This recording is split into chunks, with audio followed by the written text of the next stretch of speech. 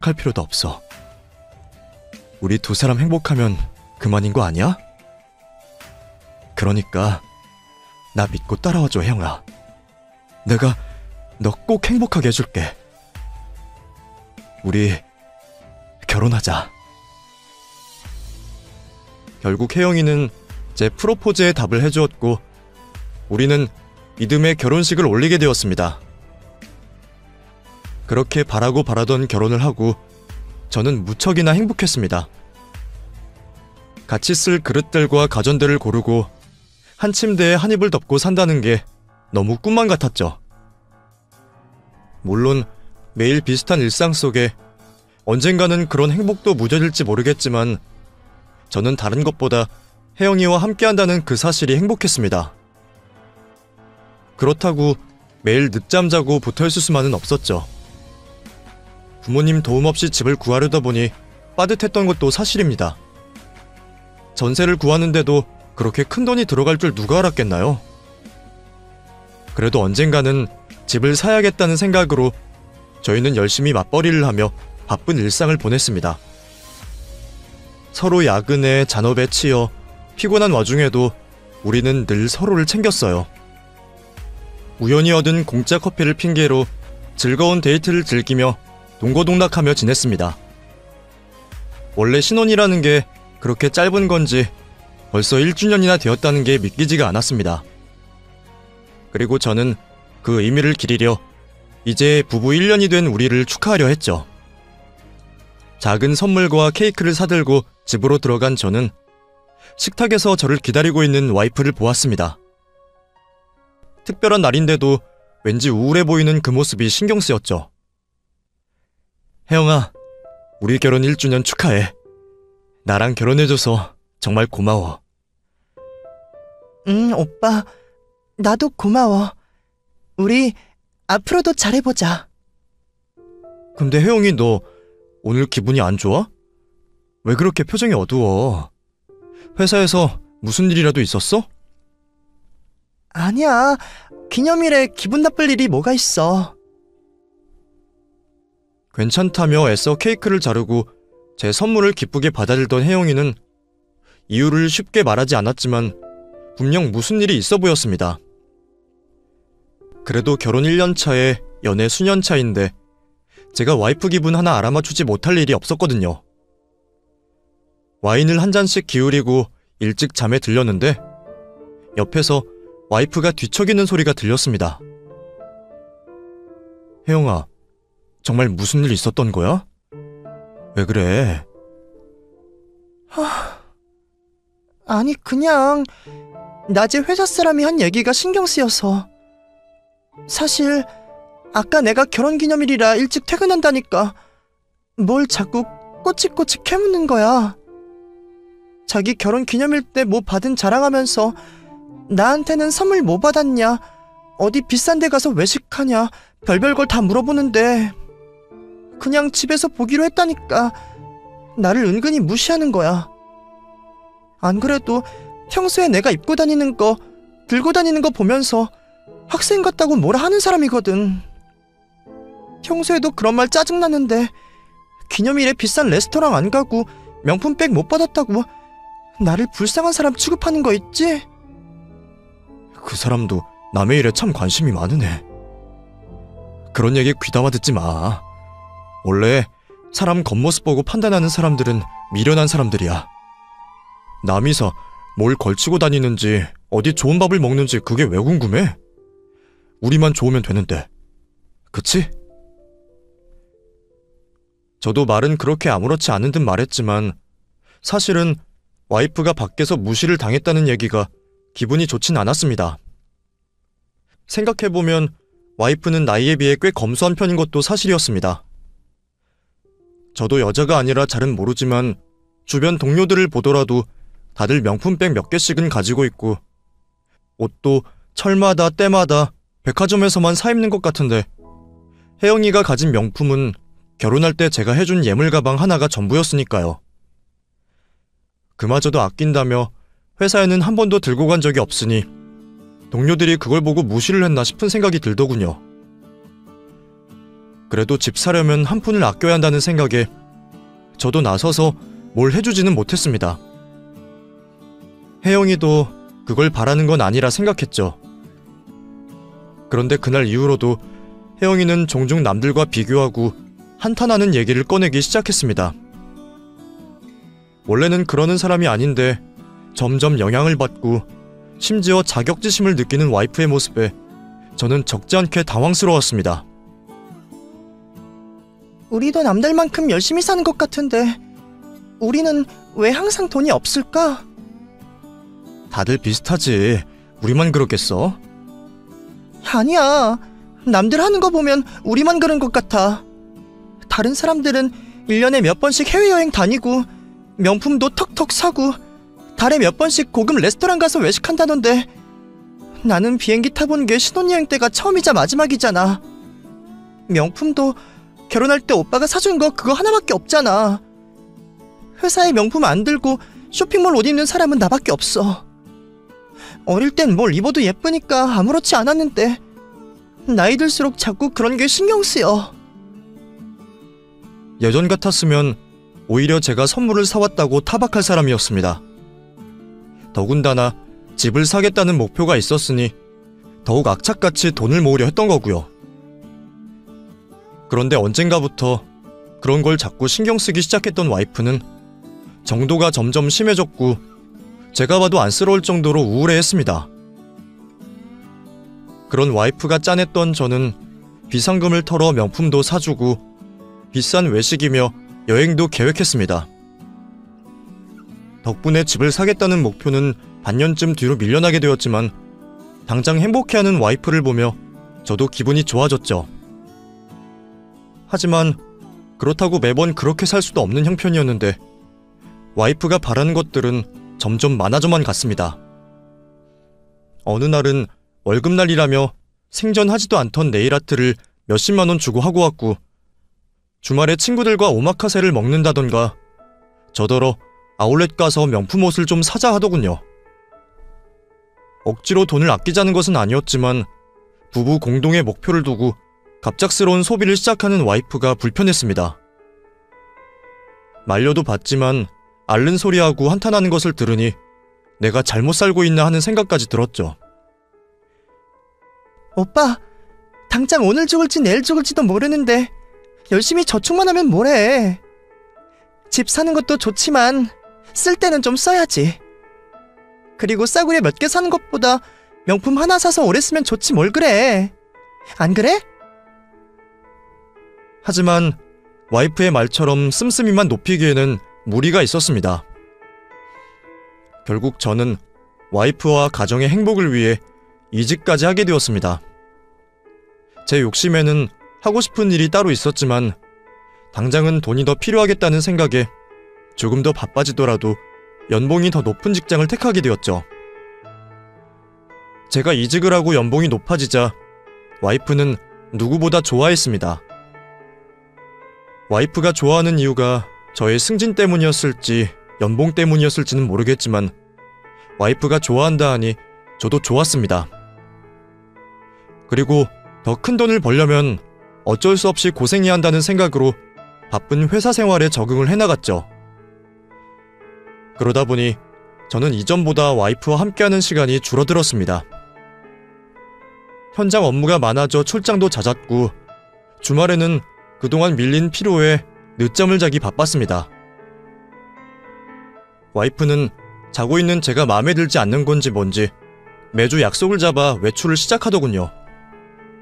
그것만 봐도 예전과는 많이 달라지긴 했네요.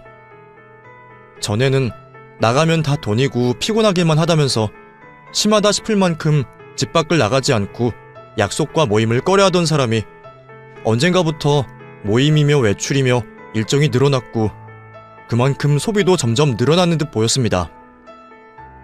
그래봤자 외식비나 의류비 정도니 별 걱정은 하지 않았는데 그러다 어느 날 와이프에게 제가 못 봤던 가방과 액세서리들이 있는 것을 보게 되었습니다. 남자인 제가 봐도 분명 비싼 명품인 것을 알 수 있었어요. 못해도 몇백만 원은 됨직한 것들이 와이프의 옷장 구석에 들어있는 것을 보고 저는 깜짝 놀랄 수밖에 없었습니다. 제가 못 보게 숨겨둔 것 같은 그 물건들에 저는 와이프에게 자초지정을 물었습니다. 여보, 이거 다 산 거야? 이 비싼 걸 무슨 돈으로 샀어? 그것도 나한테 말도 안 하고. 뭐? 오빠 내 물건 뒤졌어? 왜 남의 물건을 건드려? 아니, 부부가 한 집 사는데 와이프 물건 만질 수도 있지 왜 화를 내? 형이 너 이거 돈 주고 산 거냐니까? 내 거 아니야. 그거 친구가 준 거야. 뭐? 무슨 친구가 이렇게 비싼 걸 줘? 나 주변에 시집 잘 간 친구 있다고 했잖아. 남편이 사업해서 부잣집 사모소리 듣는 그 친구. 걘 물건이 너무 많아서 이런 게 막 집에서 굴러다녀. 유행 지났다고 그냥 버린다길래 내가 달라 그랬어. 그래도 이런 걸 받아오는 건 좀 그렇지 않아? 나중에 딴소리 하면 어쩌려고 그래? 오빠는 내가 남이 쓰다 버리는 거 주웠단데도 그런 게 걱정이야? 누구는 남편 잘 만나서 이런 거 발에 채이고, 나는 아등바등 살면서 남이 버리는 거 주워 쓰고, 내 신세도 정말 처량하다. 와이프는 친구가 안 쓰는 거 받아온 것도 죄냐며 오히려 제게 화를 내며 신세 한탄을 시작했습니다. 남의 남편은 능력 좋아서 호강시켜주고 자기는 주워온 거 쓰면서도 욕을 먹는다고 말이죠. 그러면서 와이프가 그러더군요. 결혼할 때는 행복하게 해주고 다 해준다 하지 않았냐고. 근데 지금 자기한테 뭘 해줬냐고 말이에요. 결혼 3년 차에 벌써 권태기가 온 건지 아니면 아내가 달라진 건지 저는 그 상황들이 이해되지 않았습니다. 바빠서 같이 있는 시간도 줄어들고 언젠가부터는 대화를 하면 자꾸 그런 식으로 싸움이 되는 바람에 그즈음 저는 아내가 뭘 하고 다니는지도 잘 모를 정도로 아내와 대면대면했습니다. 하필 이직하고 한참 바쁜 시기라 한 주 걸러 출장들이 빼곡했던 탓에 아내에게 신경 쓸 겨를도 없었고 말입니다. 그래도 그때는 그 변화들이 잠깐이면 지나갈 가벼운 일들이라 생각했습니다. 늦바람이 들어 잠시 방황하는 것이고 사람의 본성은 쉽게 변하지 않는다 생각했으니까 말입니다. 그렇게 아내와 잠시 거리를 두기로 하며 저는 때마침 장기 출장을 떠나게 되었습니다. 해외로 조금 길게 있다 나오는 거라 혼자 두면 싫어할까 걱정했더니 다행히도 아내는 자기도 바쁘다며 한 달 넘게 떨어져 있는 것을 아무렇지 않아 했습니다. 나를 너무 신경 쓰지 않는 것 같은 그 반응에 조금 상처가 되기도 했지만 길게 떨어져 있다 보면 또 나를 그리워하지 않을까 생각했습니다. 그렇게 저는 아내를 걱정하며 해외 출장을 떠났고 한 달 만에야 집으로 돌아올 수 있었습니다. 예상보다 조금 빨라진 입국에 저는 아내를 놀래켜줄 생각으로 집으로 가는 발걸음을 재촉하고 있었는데 한참 집으로 가는 걸음을 서두르던 저는 거리 전광판에 보이는 한 여자를 보고 말았습니다. 모자에 가려져 있지만 저는 단번에 알아볼 수 있었어요. 눈 감아도 알아챌 만큼 익숙한 그 실루엣은 다름 아닌 제 와이프였습니다. 손목에 수갑이 채여 어디론가 끌려가는 아내의 모습에 저는 피가 식을 만큼 놀라고 당황스러웠습니다.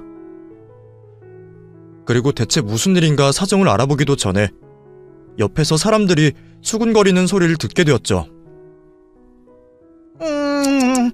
세상에 저렇게 나쁜 년을 봤나.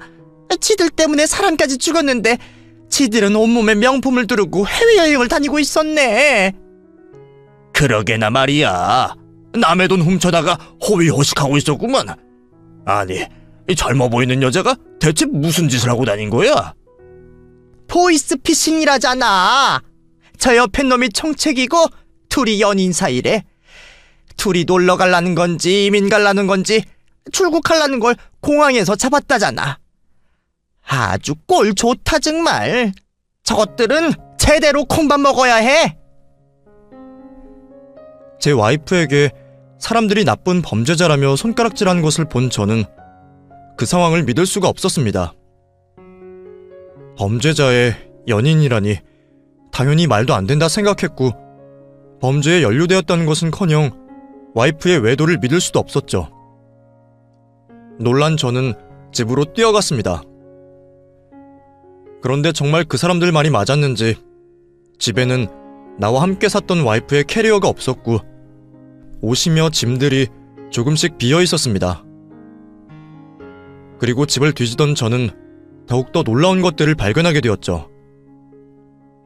여기저기 제가 보지 못했던 구석구석에서 와이프가 숨겨둔 명품과 보석들을 찾아내고 말았습니다. 보증서까지 제대로 들어있는 것을 보니 이건 와이프가 이전에 말한 것처럼 친구에게 얻어온 것도 아닌 것 같았어요. 그제서야 저는 뉴스에서 목격한 그 상황을 받아들일 수밖에 없었습니다. 제가 한참 망연자실하여 주저앉아 있던 그때 모르는 번호로 전화가 걸려왔습니다. 박형 씨 남편분 되십니까? 여기 경찰서 수사 담당관 조규섭이라고 합니다. 현재 아내분 되시는 박형 씨가 구속 수사 상태인 것 알고 계십니까? 수사 관련하여 협조와 수색이 필요하니 경찰서로 와주시기 바랍니다. 난생 처음 받은 형사 전화에 구속이니 수색이니 하는 얘기들을 듣게 된 저는 정신이 혼미해지는 기분이었습니다.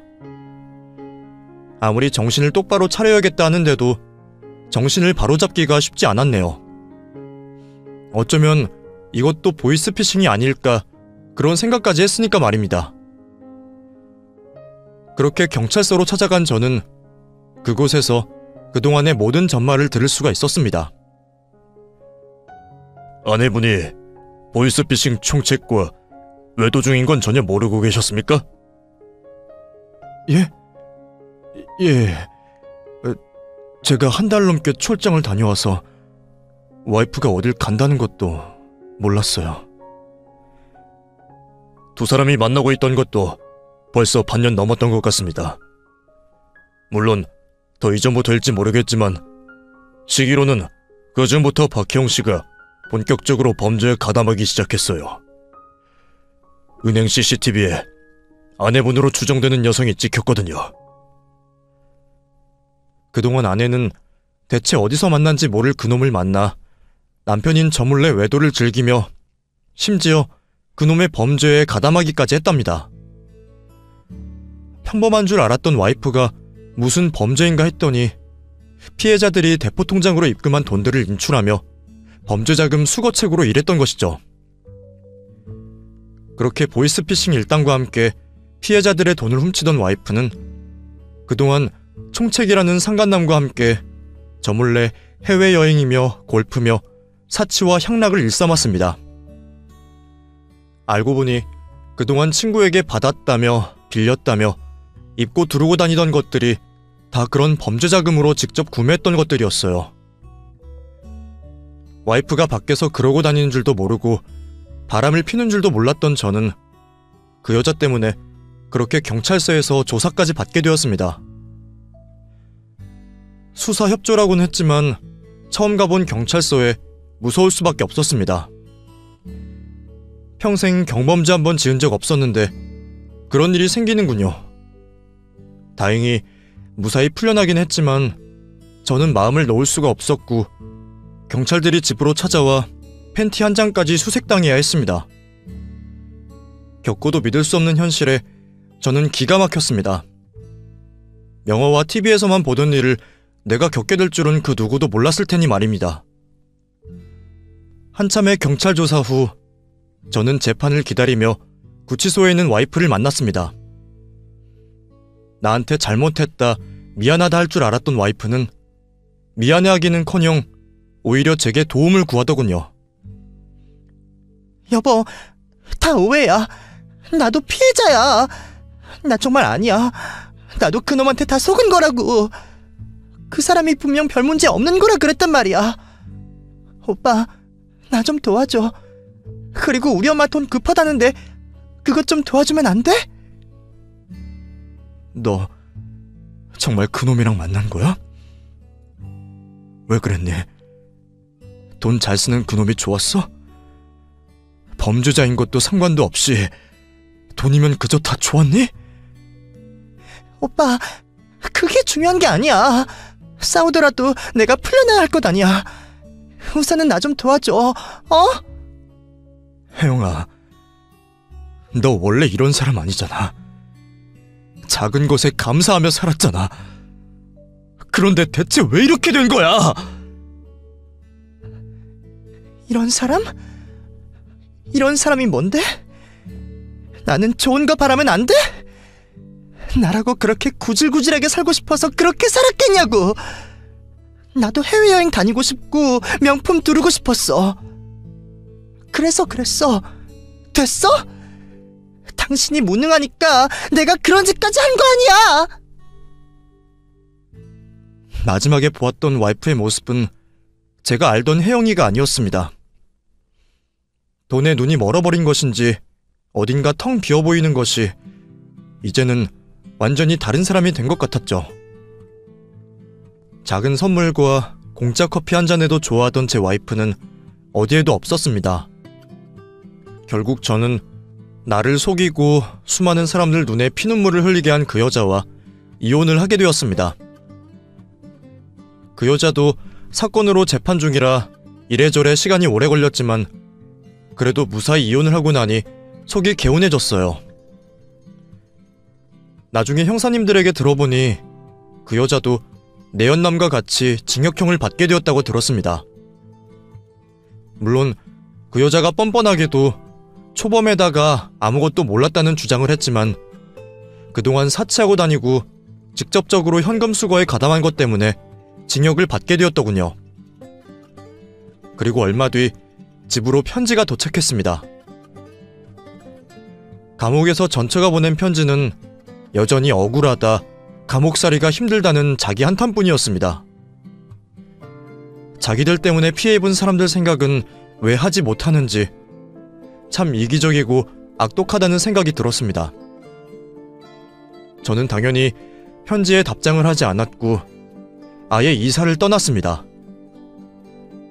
그리고 아내를 위해서 힘들어도 참고 다녔던 회사를 퇴사하고 지금 하는 이 사업을 시작했네요.